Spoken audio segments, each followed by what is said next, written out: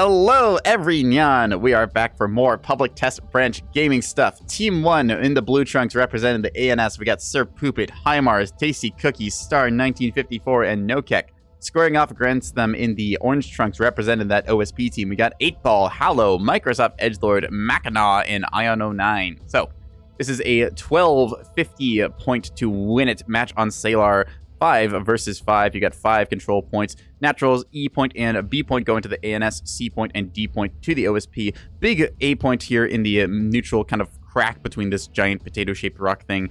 Never quite sure what Relas is supposed to be, but it's got some interesting geometries. You got this little Y trench over here you can go through. You got some of these like squiggly trench lines. You can sometimes see people run along. Got this big long rock with kind of hook on it on the underside of the map. So interesting geometry to end up pushing through, as most people kind of do their initial handshakes on the A point, decide, okay, nobody gets this, and then try and figure out how they want to aggress and take apart the enemy. So, all right, yeah. Both players just getting themselves, or I would say both players, both teams getting themselves organized. Looks like OSP is locked in on the ball. Both of these players are on, I keep calling them both players.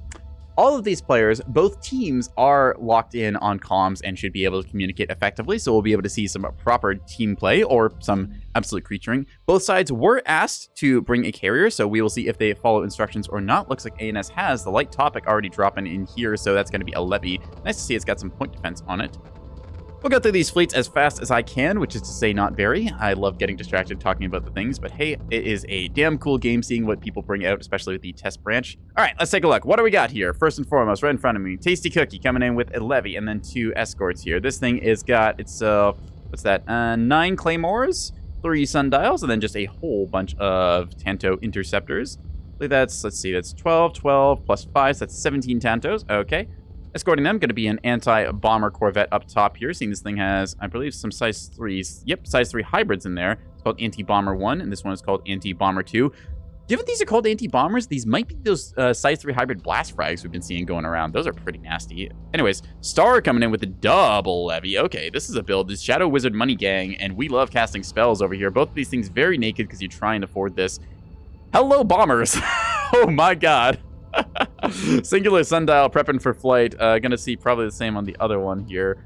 Yep, that sundial's going out there. These things, again, dirt cheap on the internals. That's a lot of bomber, man. What did you put in the internals for these things? Nuclear bombs, legalized, and also legalized. Okay, 2 types of torpedoes going out there. Not a lot of mag depth, but a whole lot of bomber on these things, so that'll be fun. They are also carrying some cluster bombs here just for good measure, so Star coming in with the full arsenal.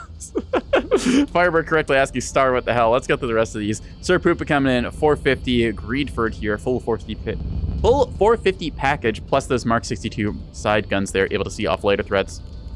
2 Raiders and a Whiplash going to keep this thing moving quickly. Escorting it, going to be some of these lighter assets. See a Bullseye and Sarissa Brick here with some SDMs most likely on the bottom. Yep, Tornadoes for anti-craft. Going to see another one of these things towards the back. Similar case on that loadout.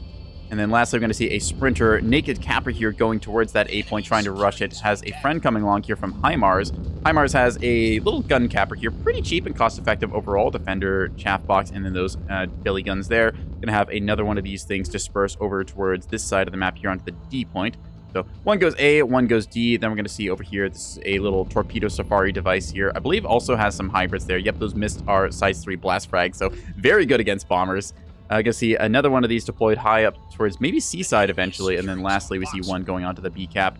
They got beam destroyers in one location here, kind of overwatching this deploy zone, looking to cover E point, then eventually A point. Other one going to be moving itself directly to cover that A point here. I believe it was Nokek was the only one we haven't covered here. This is going to be a 450 front side, has some flak, has some Auroras on here. Tasty Sheldon Creech. Oh no, I'm wondering what else we've got going. We got a VLS-2, a bunch of those anti-craft missiles in the back here, some conventionals and hybrids as well with the active decoys.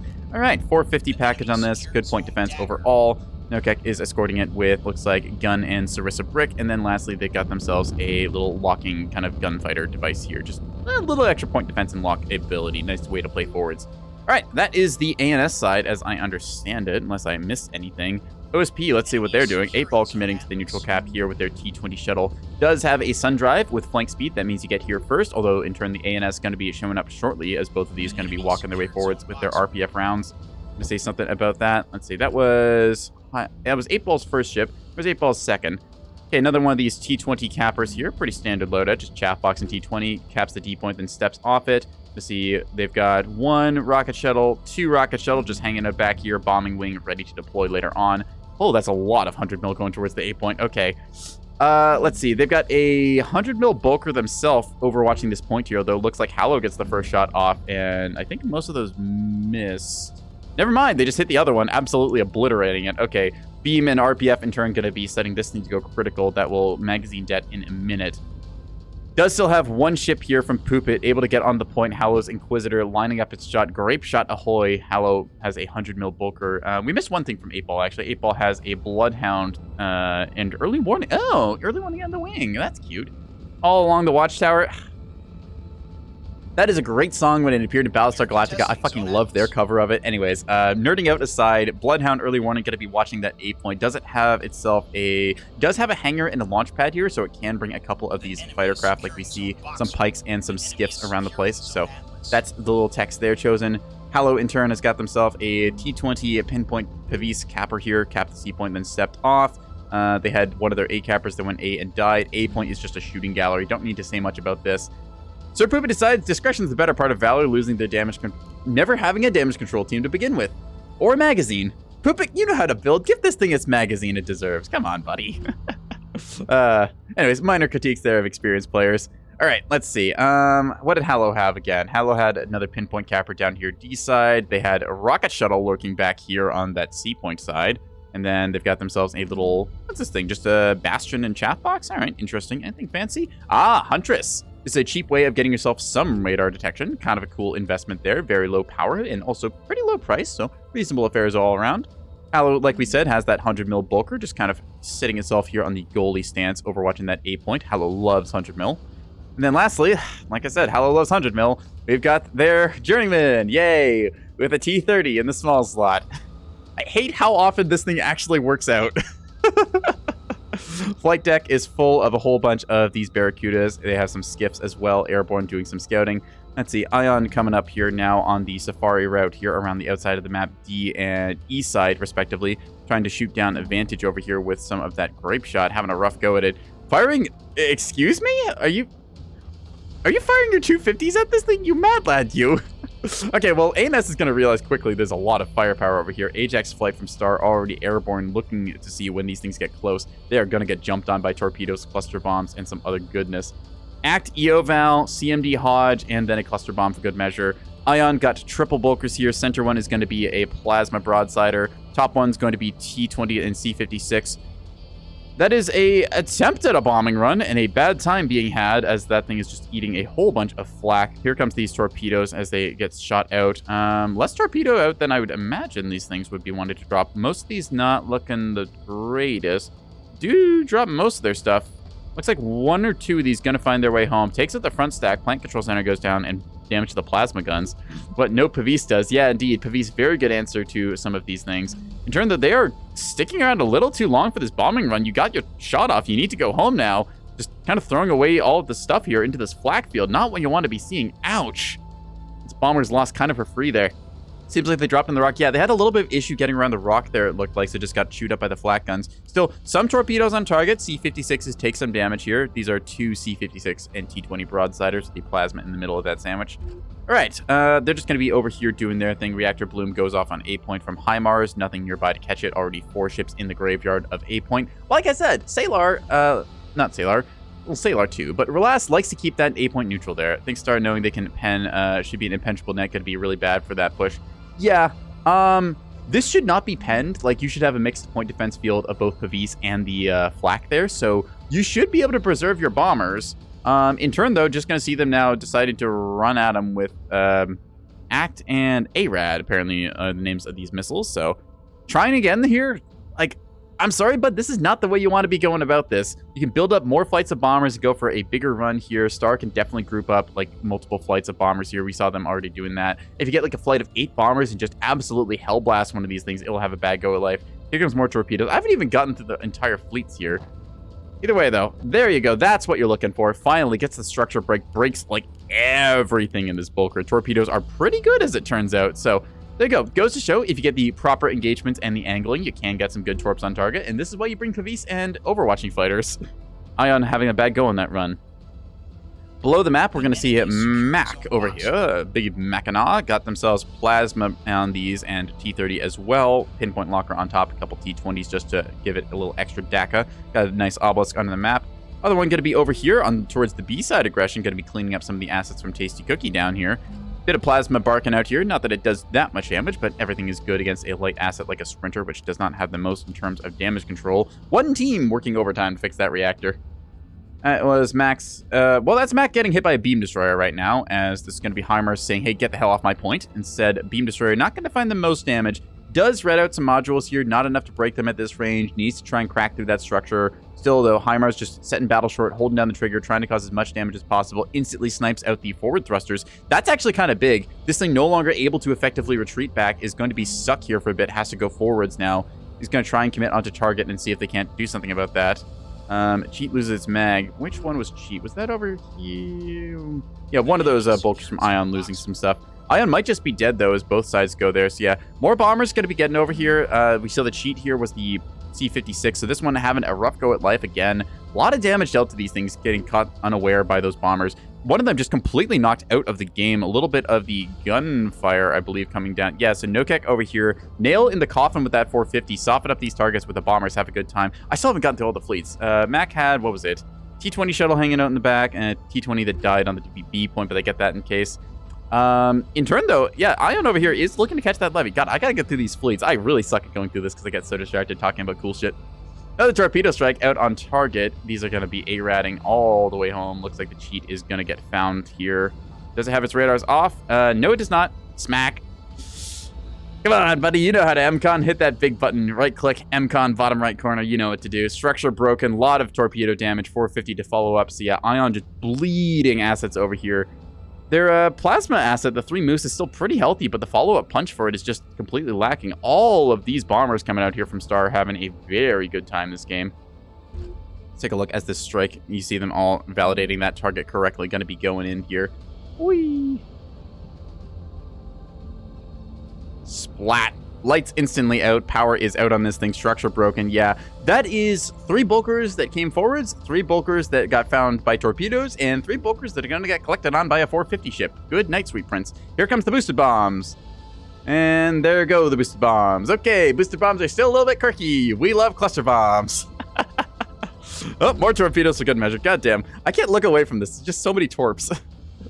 Clonk, clonk, clonk, clonk, clonk, clonk. Yep, Ion fully out of the game. Not even into the second quarter. They get bled that badly. That is rough, buddy. All right, we went through Max Fleet. Lastly, on this side, Microsoft Edgelord in the backfield here, running a Journeyman. What does this thing have on the deck? A couple of bombers, couple of fighters, kind of just doing their post-flight. They've got themselves a Pike and some more Sturgeons. So mainly Sturgeons in this thing. Sturgeons do take up quite a bit of space in the flight deck here. Namely, it takes up 2 slots compared to the 1 of something like a Barracuda. So a little bit of that. Ion fulfills purpose. Value points over if second fleet companies seem to have had Pavis. Yep. So again, Ion here, unfortunately, doing the thing where you go alone and die alone. Have to make sure that when you are doing a push like that, you are supported either by your carrier players or by overwatching assets, having a bit of that kind of picketing defensive power of something like, say, Edgelord's Acello, which I haven't managed to get through yet. This thing's 450 barking at something. Looks like Heimar's tried to go into the backfield there again. Anyways, could be supported by something like Edge if they coordinated their push. Unfortunately, Ion went off alone there and was properly punished for it. So good coordinated fire from the ANS side. TT Havoc, which I think is supposed to say Havoc. Thank you for the follow. Welcome to the channel. So yeah, hey, your rocket launch bug is finally fixed. Hallow correctly identifying one of the bugs there where the rockets were a little quirky for some reason. Flanker Flight going to be finding Jackal Flight over here. Jackal Flight just got some defensive missiles and 20 mil. Mainly here just to do spotter duty. Don't want to be seeing these things get caught out. Might be getting a false positive trying to engage through the rock. We will see. Couple of shots going to be finding them now. I think they peaked a little too high there and tried to eat RPF from one of these Sarissa frigates. Yeah. Sarissa and Mark 62. All right, anyways. What was it? Edge's last asset, T20 asset in the back. There we go. Yeah, it only took me like a quarter of the game to get through all the fleets. God, I have to get better about that. Alliance Neo phase shifting PD evasion tech is a little finicky. It is just purely cosmetic, I'll remind people. Anyways, pikes are splashed there immediately as Clawflight found them and just said, hey, coil gun be upon ye, bonk. So pikes, unfortunately, are not the toughest thing in the world, or maybe actually fortunately, because they are quite good at their job of spotting scouting duty. So though, ANS kind of owning the skies right now. Star got a lot of value. That is 3k that is dead there. At the same time, though, the B point down here was contested for a while there. Mac was trying to get forwards. It looks like they did get cleaned up by HIMARS' best girl up here. Cooked its beam to do it, but still was able to eventually structure break this vessel, and technically it can restore itself, but it's only a matter of time before HIMARS cycles their beam again and then fires on target. So we'll see how that ends up going through. That is going to be it. Yep, instantly broken and splashed. Good night, Sweet Prince. There we go. That'll be that. All right, first Furball of the match actually properly kicks off as we see Clawflight, 6 Tantos here squaring off against 4 of Slasher. Slasher trying to do some stuff with their 35mm nose guns. In turn, Clawflight also engaging with their 15mm coil guns. Taking a favorable fight there, just going to compound their advantage. We see a couple of shots do actually get in. Flechette's still actively, very powerful when they get into a dogfight like this. Don't want to be engaging super close quarters with coil gun. Can end up getting run up on like this, as Slasher was able to do some good work there with some missile play, I believe, as well. Yep, looks like they used up their SDMs and a couple of their SGMs kind of on standby.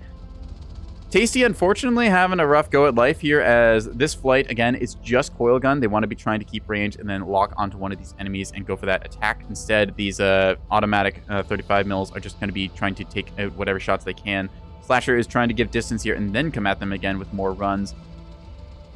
Would be a pretty handily won flight if the Claw flight was not being engaged on by the friendly point defense nearby. We see, I think that's Hallow or someone. Yeah, it's 8-Ball opening up with a flak field here. That will splash a couple friendly fighters if you're not careful. Still, though, Slasher are going to be finding great purchase here.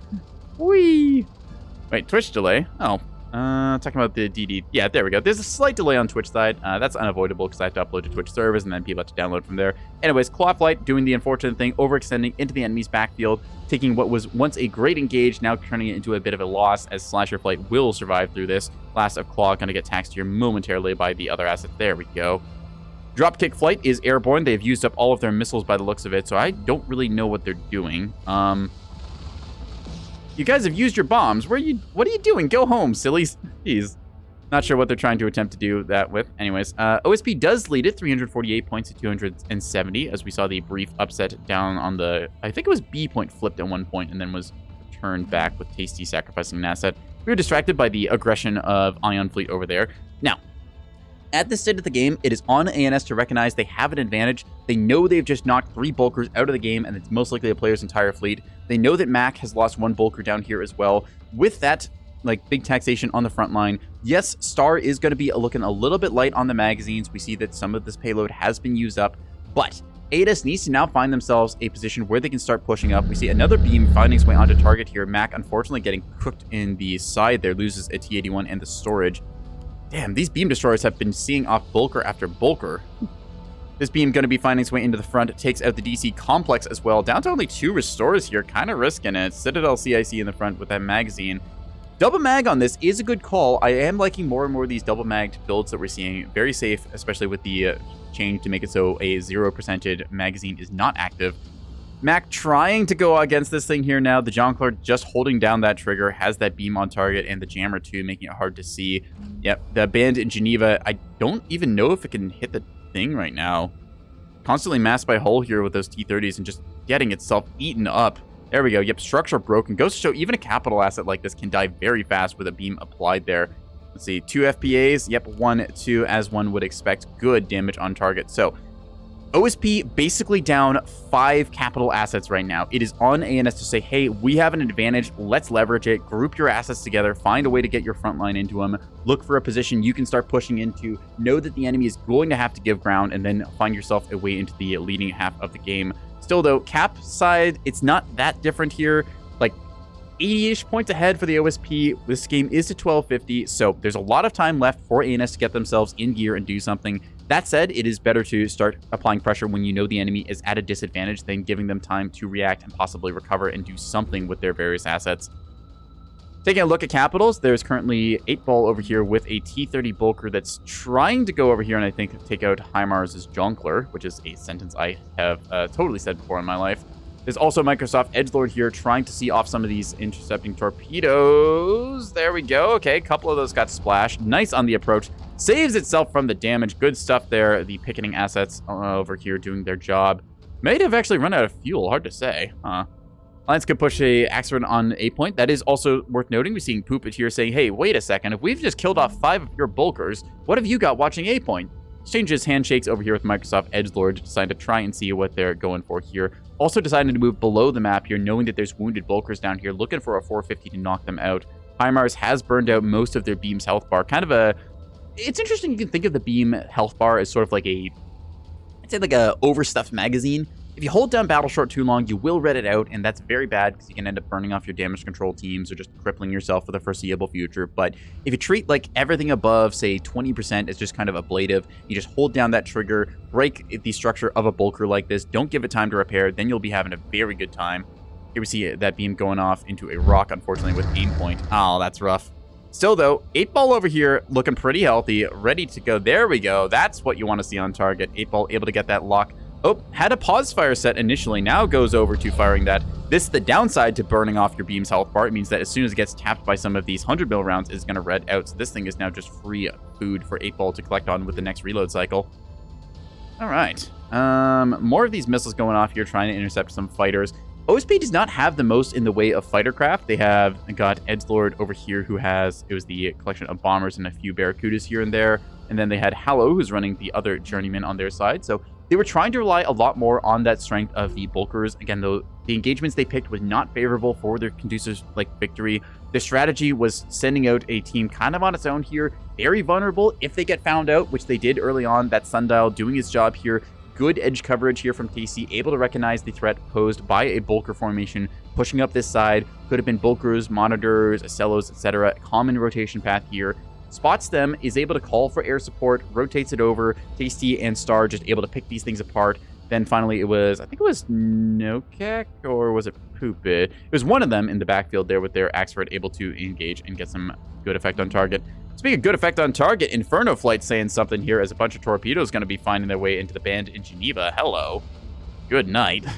That is a lot of reactor damage. Yeah, reactor, critical overload. You need to scram this thing now. You are not fixing that. Sorry, bud. Citadel also trying to cook off there, but I believe that is more fixable. Hot Rod Flight will move forwards and clean up those bombers. Like I said, these fighters are very effective against undefended bombers. However, that's just like a little too late. They got their payload off. They were able to find purchase. So yeah, you do lose the bombers, but Star is committed to this hell bombing flight. See Hunter Flight here, airborne now. More of these nuclear bombs and clusters to go with. 8 bombers, like I said before, that is going to get through PD net. That is going to be brutal if it gets around one of these areas and looks for the last remaining capitals. OSP, no front line anymore. Yep, good observations. Thank you, the little co-commentator spectator crowd here. Also being respectful enough not to, whole backseat it in that. Seeing there is a bulker here, an 8-Ball, currently getting shot to shit by Poop It, who's just decided to present broadside for the most part. Going to be getting that tail gun in as well. Yeah, a lot of 450 going into this thing. Is structure broken, so every shot going to find its way into something essential. T-30s here with no plasma means they don't really have the best effect against a target like this. 100 mil AP can pen through Axford armor on a flat surface, but with the angling involved here, that's going to be a rough go. And like 100 mil AP, not the most damage to begin with. It's only like 25 a pop, so that's going to be a lot. Hunter Flight as well on standby might be saying, hey, I could go for that. Yeah, so OSP looking pretty bled on that front line. We're not quite to the midway point of the game, as that would be about the, let's see, 1250 over 2. That's what, 625? So still though, OSP maintains their like 78-point lead. Nokek over here in the Maelstrom. I love that name. Is going to get dinged in the nose here with all this 100 mil AP. As I said, most of it just going to harmlessly bounce off. You see the sparks of Ricochet going off there. They can find their way into the belly gun here with the flat face of armor, as we just see one bullet does land there and gets soaked into that Mark 68. Other times, they can occasionally find a good angle and drum down some of these plates, maybe finding their way into the rear drive section, or just punch through these front side thrusters. Take a look here. We can already see these things are getting knocked out. Still, though, OSP, if they want to use this 100 mil and 250, they need to get that plasma on target to effectively break apart that armor. So, yeah. Last ship they brought was called the Typhoon. Wait, did I miss that? Oh, man, I went through all these ships and I didn't realize that. Where's Nokek's force? We got the Maelstrom, the Dizzy Gap, and the Ape and Ward. Hang on a second. Where was the Typhoon? Oh, in the last match. Ah, thank you for clarifying, Jar. I totally missed that. Oh, man, now I feel bad. That was a cool name. Anyways, Edge doing the proper thing Acellos are supposed to do now, providing that kind of command and control role with the... Where is it? Where's the bullseye? Did you not... Edge, you goober. Way to ruin my example. So normally you see something like these cellos here brought along with a bullseye lock. That way you can get 9 kilometers. Very good track quality lock. Bullseye is quite good, especially when paired up with that parallax. You can punch through a lot of the enemy jamming and detect them quite well. Unfortunately, in this case, not really good track quality provided here. Unfortunately, again, the 2 fleets have been knocked out, so it's really just on ANS to start pushing up a little aggressively, decide, hey, let's go for your stuff. Best Girl over here is going to be finding its way over towards the C point, has itself aiming at, I believe this shuttle over here, the Talisman from Hallow, is just going to get zapped in the aft section there. Yep. Structure break, and good night. That's going to be that. Devastating, says HIMARS. Where was HIMARS? I think, oh, I know what's happened. So we missed it right here, but the rocket launchers did fire off. We see them still actually aiming. Huh. Okay, so maybe that bug didn't get fixed after all. Rocket turrets still sometimes aim after they fired off their shots. This thing clearly has fired off a volley of rockets. So yeah, rocket shuttle pair still incredibly deadly. Love seeing these things still getting some usage. Little bomber assets like this, not fully replaced by strike craft, still can do a lot of work, finding themselves a nice sneaky avenue of aggression there. Get around a corner, jump somebody. When doing rocket shuttle pairs like this, I will say I like seeing a mix and match. One of them has a jammer and rocket. The other one is just pure rocket. You can give that pure rocket one the Pavis, and then the pure jammer one the chaff box. Gives you just enough power. Works very nicely. Is allowing you to like get onto your target, mess with their point defense by jamming them out, messes with AMMs as well. So might want to consider that. At the same time, double rocket bombing like that gets you the maximum boom. So hey, if you get it through point defense, by all means. In turn, though, what are they going to get taxed by? Hunter Flight is nearby. They don't have any payload, unfortunately. What has Bullfrog got? Looks like they're fresh out as well. Most likely went after 8-Ball back here, given that they are reactor crit to hell and back. So many little things I get distracted talking about, and I miss all the cool stuff in this game. God damn it. Anyways, bombers over here just... I don't actually know what they're doing. Are they just trying to, like, posture and see if they can bait anything out? Oh, well, there goes the explosion. Okay. Is Star just fire and forgetting with these? I mean, Star's payload is empty. Dozer Flight is their last, like, airborne actual bombing asset. So the double levy, like, dedicated Hellbomb fleet is doing its job here, getting a lot of damage done. Mac saying back to the drawing board with this one. Maybe not necessarily Mac there. I'm not sure if they're going to watch this on the repeat side, but walking onto points like this is very easy to get punished as you enter the enemy's side of the map. They have all the opportunity to try and detect you with scouting and then move over their rotated assets like these beam destroyers, able to do their good defensive duty. I think Star is just trying to bait out a bunch of SDMs or other intercepting flights right now because they don't have anything else left in the banks. I would say maybe, like, take these back and actually just, like, make it look like you went back, reloaded, and went for another run. I'm not sure if throwing them away like this is the right call. It feels kind of like a waste. Anyways. One thing you could do is you could definitely bring these back to the carrier, rearm, refuel, send them up again, make it look like you've got more bombs, keep the enemy guessing, make them think that you've got more in the actual magazine than you do. Let's see. Wasn't really a build issue, we're saying there from Mac. Yep. In this case specifically, because Mac's talking in all chat, we try and like limit our spectators from commentating on the match there. Well, at least commentating that the players can hear. So just that we get a bit of that. Mac saying, dang, might have to go back to the drawing board for this, either for builds or for plans. Anyways, these rocket shuttles going to be lurking down below D point here to see off any threats. Looks like, I think it was Hallow. Yep, Hallow's Inquisitor over here, 100 mil, going to be being the end of HIMARS' Capper Corvette. Tried to get onto that point and unfortunately did not. Getting on the points, though, Poopit able to commit one of their Sarissa air defense assets onto the A cap, and that will be a cap done there. So 3 cap now for the ANS, and what does OSP got to do about it? Not too much, really. Perch rockets deployed here from one of the... Ooh, bomber here with perch rockets. That's the... Oh, this is a cool little tech. So perch rocket pods equipped on this thing, able to see off some lighter threats, and then piranha rockets as a secondary to try and break that. Taking a random Sarissa shot there from somewhere. Ow. I like painful. Tasty, in turn, going to be soaking most of these or just otherwise being able to evade them. In turn, though, can't dodge this much 100 mil. Hallow has a very good 100 mil bulker. We see a lot on the channel, and it loves to eat small ships like this for breakfast. I, myself, have never died to it ever, and I will deny anyone in court that assertion, so thank you. Anyways, HIMARS, in turn, going towards that C point. Does look like they're getting seen off here as they got blasted pretty good by something. It looks like Rocket Shuttle from Hallow went up here and did its Guardian duty nicely. Still, though, Nokek back here has got that Mark 62 and Sarissa brick going out this way. HIMARS basically is dead. Still technically alive on this one. No restores left, so it's just going to be the reactor in CIC keeping it in the game. So that is going to be ANS player proper knocked out. Wait, hang on. Is that? No. Wait, what? Oh, there we go. Right. Okay. 450 shot from Edge is finally going to put the nail in the coffin. That was why this thing just suddenly died. A little confused there. Femboy Noodle House. Oh, yes, that's another name for a bulker that shows up on the channel more often than you'd think.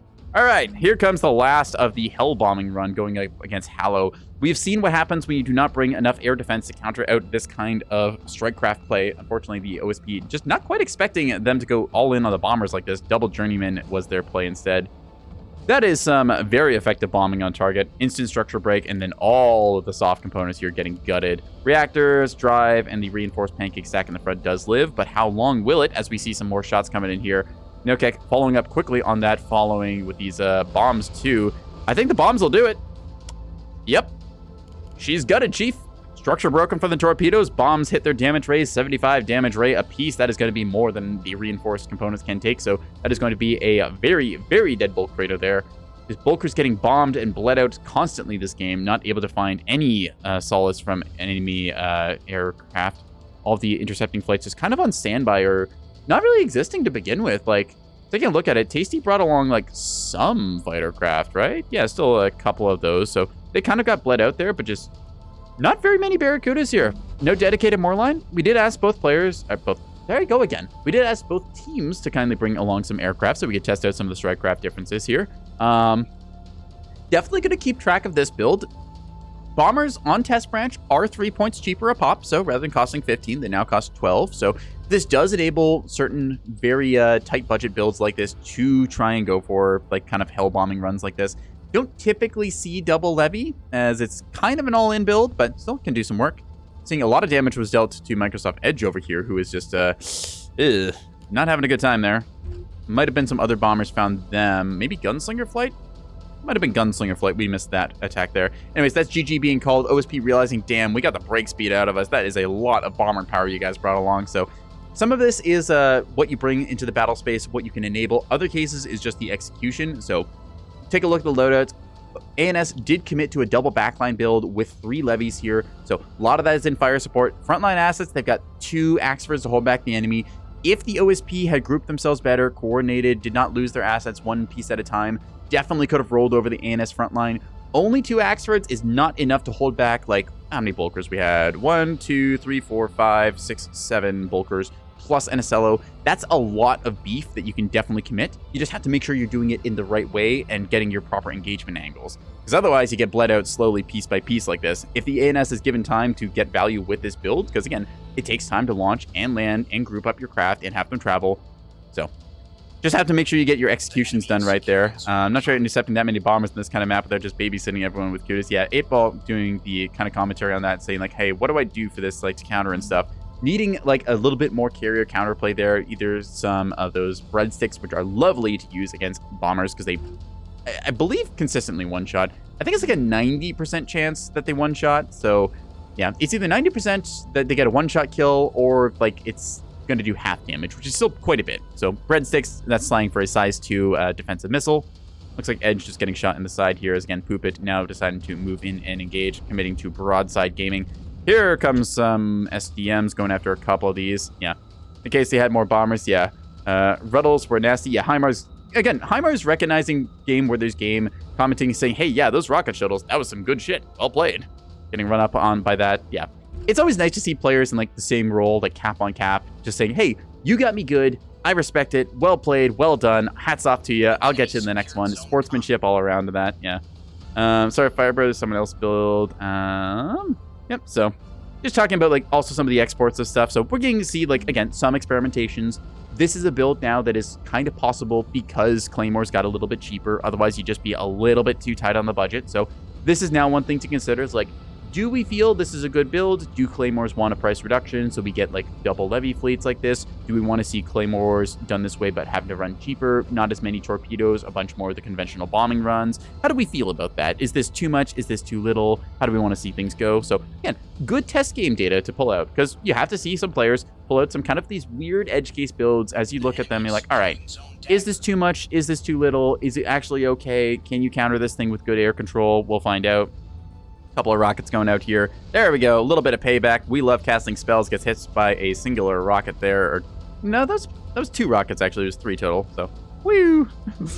Hallow saying, I'm gonna hit you with my T30, and the Journeyman commits to the fight. Well, I guess in the case of Levy versus Journeyman, Journeyman does have the pocket pistol here, so it is actually gonna win this fight handily. I've talked to Hallow about this build, and I hate that it keeps getting value like this. The game's basically over already, but like, come on, buddy, you can't keep getting away with this. There's gonna be some day where we see like a dual Mark 61 Levy squaring off against like a T30 Journeyman like this, and it's just like, oh, yep, that's just normal. Don't worry about it, just this game. Don't see an issue right now since you don't see too many craft PD, but yeah, it's like one of those things where it's like, okay, this happened. What was the contributing to this situation? We do the, oh man, I don't want to go like full workplace on this, but there's a thing called root cause analysis. You look at what happened. You're just like, okay, what's our immediate fix? Let's put out this fire. Now let's take a deeper look. What was the root cause of this? Was this build available because bombers got cheaper? Was this because, say, the OSP bled out a bunch of assets isolated? Ion, for example, they lost like 3 of their bulkers here in pretty much isolation because they did not have Pavis to see off some of the torpedo threats. They just went with a bunch of Bastions and T20s. They lost a bunch of their stuff because they were isolated as well. They didn't have fighter coverage. They were pretty much stuck in here. ANS got the scouting info, saw them coming, was able to plan ahead for that. So the answer is it the bombers or is it something else? Got to think about that. Decide maybe it's like bombers are in fact too cheap. Maybe they are not. Maybe it's just some of the other things there. Neko hates the 100 mil Jody. I hate that it keeps working. Hallow, you can't keep getting away with this thing. It's also worth noting, like, I'd say probably like T20 secondary sidearms might be a little more, like, you don't want to give up that launch pad because the launch pad's quite good for getting your craft airborne, but Hallow just is like, no, it works. I like it. And you know what? If you want to build that way, I respect it. You build that way, buddy. Hallow said, hang on, let me fix it. I got one restore. I'll make it work. The cursed implement marches on. There we go. Hallow, Lexus Stone, and the towel just giving up the ghost finally as they lose their restore. Wonk, wonk. All right, there we go. That was a game on Relax. Part of me wants to upload this one just because it's really funny. Maybe not like the most balanced game, but also just kind of an interesting one overall. I think I will just upload these because I can. All right, big winners here. HIMARS coming in just shy of 20k with a beam destroyer. Again, going to show you can really hold down the trigger with those things to get value. Other one, just shy of 9k on that. Nokek having a good game here. Just the Axfer is able to hang out in the back. Once the torpedo bombers had done their work, they collect on those kills with the 450. Poopit, same thing to be said. 31k on this device. Okay. A bunch of that being the HE rounds on the sidearms and the main guns there. Hot damn. Bomber wing deployed. Shy of 30k on 40 bombers there from Star. Bit of a niche build. Again, trying to like tailor out exactly, is this something we want to have on the table? Is this too much? Was this correctly counterplayed? How do we feel about it? So interesting seeing this kind of stuff going through here in this kind of testing phase. As again, Claymores, they did get cheaper, so we have to decide how we feel about this, how the game played out, if we think this is a consistent enough problem that it needs to be fixed, or if this was something that was allowed to happen because OSP kind of went on their own and got picked off constantly. So let's see. Actually, it's a version of a fleet we saw in Testulus for some time before OSP and Anticraft got better amid other things. But Will Star's using it well. Yep, again, good bomber play there. Playing close to the rocks, grouping up your flights, picking targets you can isolate and eliminate, put enough like bombs onto targets that do not have adequate defense. So, yeah. We already did the same amount of damage I did in the Nix's match. Yeah, different ways of going about carrier play. Again, doesn't show that, like, there's one defining way to play a carrier. You can load up a pair of levies like this with Super Hellbomb if you want. You can go with one that's a little bit more like, I don't know, 2k to 2.4k I still say is like good levy territory. You can go with singular one of those, couple strike craft there in the form of the bombers, a couple of them in the form of the Tantos and stuff. And we'll see. Oop. Brilliant Ashdoll, did you start up your stream just to read into me? Oh, thank you for that. Welcome. You know what? Just for that, I'm going to give you a shout out and you can't stop me. Let's see. How do I spell it? At Verelium. I believe Verelium was... That was Star, wasn't it? I think it was. Yeah. Anyways, shout out to them. Go follow them. They've started trying to get into the Twitch Nebulous sphere, and we always love to see more people. Yeah, very interesting gameplay with that bomb and stuff. I'd love to see the kind of post-game, like, on first person view. All right. Tasty here, unfortunately lost both the Corvettes there, but still they got their job done. Tasty, in turn, was also able to pull 40k with 9 bombers, so goes to show, you don't need 40 bombers to get massive amounts of damage. You just need to find the right targets. So good bombing from the ANS side there. OSP in turn sadly got picked apart pretty steadily. They got a good ACAP denial, but unfortunately losing Ion on that flank there, going unsupported. Like we said, go alone, die alone. Got to communicate with your teams, figure out what is our push angle, how much are we committing to it, where's our like approach path going to be, did we clear out the scouting, watching this angle, are we okay with this, are we not okay with this, how are we feeling? A lot of this comes down to like picking your tools in the pregame lobby, working with your team, coming up with a plan, and then in the actual game itself, you have to say, okay, where are we on the board right now? Are we committed to this push? Do we have the Acello with our bulkers? Are we going to push up together? Do we get our overwatching coverage there? Is fighter coverage available? Do our carriers have their Barracudas up to intercept enemy bombers? How do we feel about this? A lot of it does come down to in-the-moment decisions and coordinating with your team to win in a team game like this. So you can't just look at a game like this and say, oh yeah, bombers, bombers overpowered. Yeah, bombers pulled like 80k damage. Oh yes, obviously we need to work bombers. Got to look at the bigger picture, see what happened, why were these allowed to get what value they did. If like you give a side air control and they have carriers, absolutely on those carrier players to 100% commit to those anti-warship strike runs, load up those SAW missiles, load up the bombs, load up the torpedoes, get everything else up that you can, put the fucking hammer down on any warship that is isolated and let them have it. So Hello, though, in turn, if we want to talk warships, yeah, 100 mil bulkers here, still very scary for craft. 100 mil bulkers do a lot. 17k on this thing, still getting some good value on it. Hallow's little journeyman here still. I fucking Why does this work? You keep bringing it, it keeps getting to shoot its gun. It's so stupid. I love it. Don't change it. Ion, unfortunately, again, got scouted out on that kind of like sneaky flank they're trying to go through with their bulkers. Good sundial play there. Tasty putting one of those things up, recognizing an avenue of aggression. Decides, hey, you're not allowed to go over here. Let's commit to bombing run. Tasty and Star, in turn, just committing to destroying that entire flank push there before it could get its teeth into anything. Mac, unfortunately, getting found out a little bit isolated as well. This was the case. 5 bulkers got kind of isolated this game, killed off by beam destroyers, bombers, and then 450s. So just a little unfortunate the way that went. Edge playing, again, as best as they could. Had an Acello, unfortunately wasn't grouped with anything. Also, lacking a bullseye. It's like, I feel like that's a tool you really want to bring. Get that accurate 9-kilometer lock. It's one of the things you're paying for with this whole bullseye and that interrupt jammer. Also, the Auroras and Sarissas, quite good tools. So, gotta make sure you're getting the things you pay for here, because otherwise you can probably run just, 450 bulkers and still get that gunfire. Yep, we held up the lobby a little too long as we go off there. All right.